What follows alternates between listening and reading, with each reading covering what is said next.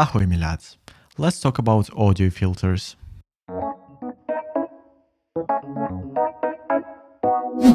Disclaimer first, I'm not an audio engineer, so don't trust me. Everything I know came from practice and watching other YouTube videos. What are audio filters?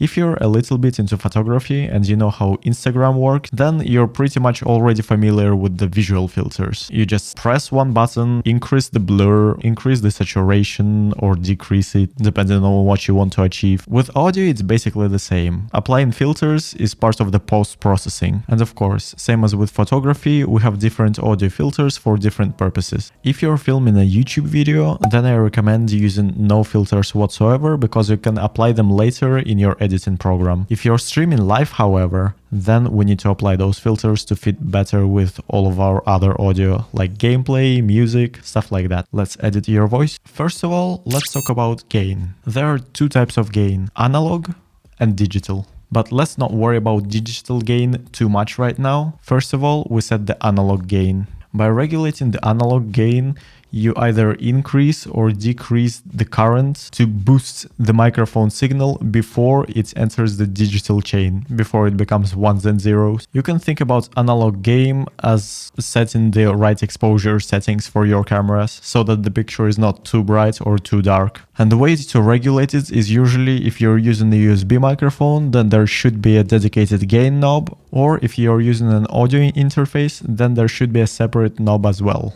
You want to set the gain loud enough so that you're able to hear your own voice and all of the details within your own voice, but not too high so that it doesn't start speaking whenever you scream. Because if your microphone starts speaking at this stage, then there is no fixing it post-processing. If you don't know, peaking is basically distortion and overdrive of your preamps.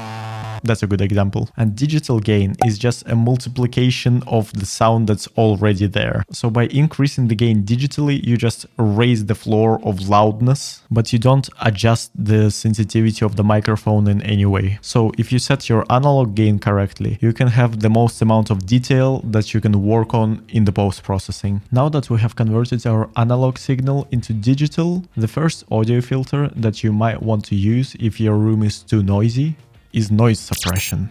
And we place it first before anything else because it will cut out any unwanted noise, and the only thing that will be left is what computer perceives as your voice. However, because there are other signals apart from your voice already entering the microphone, it is not perfect. It might distort your voice a little or make it sound more muffled, or I don't know. And the second disadvantage of it is if you scream or if you sing or if your voice becomes too high-pitched so that the program doesn't perceive that sound as your voice anymore, then it's going to cut it off as well. So if you're really good at singing or playing some horror games and screaming, all of the screaming and high-pitched voice will be cut off.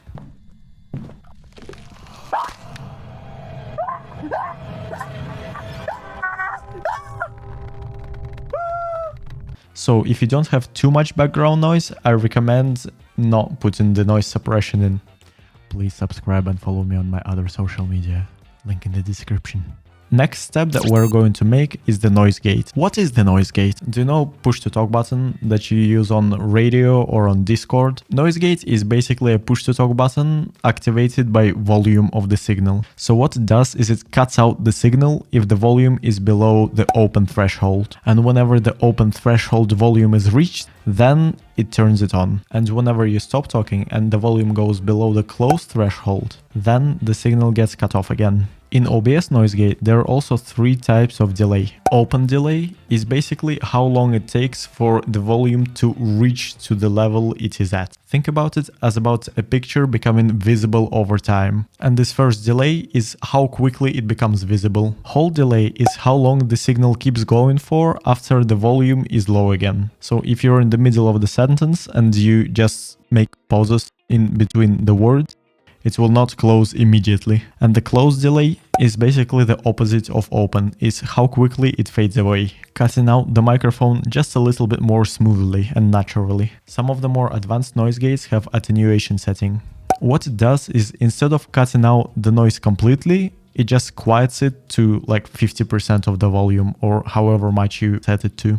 Next filter that you might want to use is equalization, or shortly EQ. Please note that OBS doesn't have equalization filter built into it, so you'll have to download something called a VST plugin. I will leave links down below for the Reaper plugins and TDR plugins that have helped me the most and I think are quite easy to use. What equalization does is it changes the volume of particular frequencies in your voice only, without affecting the other ones. Generally, it is used either to make your voice sound better, if there are any particularly bad frequencies in your voice, such as, your nasal voice, or to make it fit better with other sounds that might be going on, such as gameplay, music, stuff like that. It is difficult to explain how to use it right now, so I might make a separate video on it. Also, if you already like how your voice sounds with the particular microphone that you have, then you don't really have to do this step. It is kind of like icing on the cake. Next audio filter is compression. Microphones are quite sensitive to the sound, and sometimes when your emotions are high, when you need to scream or sing, it can be too loud for the microphone. So what we do to prevent that is we compress the audio. Duh. What a compressor does is after a certain threshold that you set, all of the sound above that threshold becomes compressed together. And therefore the volume becomes a little bit more even, a little bit less loud. It makes your voice more smooth, a little less harsh, when you start screaming or singing or whatever. Now, when we compress this audio, overall it becomes a little bit quieter. So the makeup gain option is designed to prevent that and raise the sound a little bit more.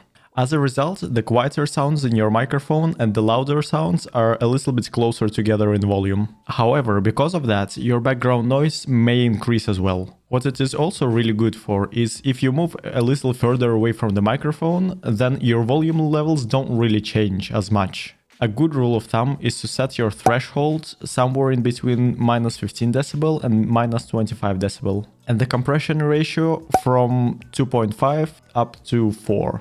You shouldn't really need any more than that. That's if you're trying to make your microphone sound natural. And compressor also has this time delay thing, which is same as noise gate, and it pretty much works the same way-ish. Now, if you want a hard stop on your volume so that it doesn't go any louder and it doesn't clip, then limiter is your choice. With the limiter setting, your audio wouldn't go any louder than this particular threshold. Now back to digital gain. This is a big secret that not a lot of people know about, but whenever your OBS says that your audio is peaking and it's showing the red sign, it is not actually peaking. Sure, if you're monitoring the audio in your headphones, then it is surely peaking in your headphones, but in a recording, it is actually completely normal.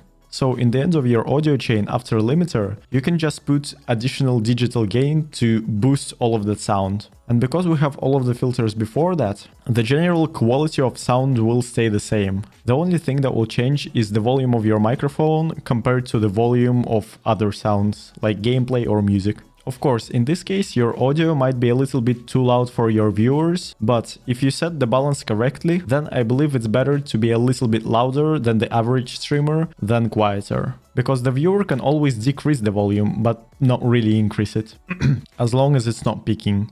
Whenever the sound reaches the black bar, it starts peaking. Now, how to balance your audio from your microphone with other audio in your stream or in your YouTube video? Generally, there are 3 ways you can do this. First, easiest one, you just adjust the volume and try to balance it out so it sounds nicely together. Second way is you apply compression to your music or your gameplay or any other audio source. That way, the quieter sounds in your game will be still heard by your stream, but the louder sounds of the game will not overpower your voice. And the third way, called audio ducking. Audio ducking is a special setting inside of the compressor where you can choose another source to activate this compressor.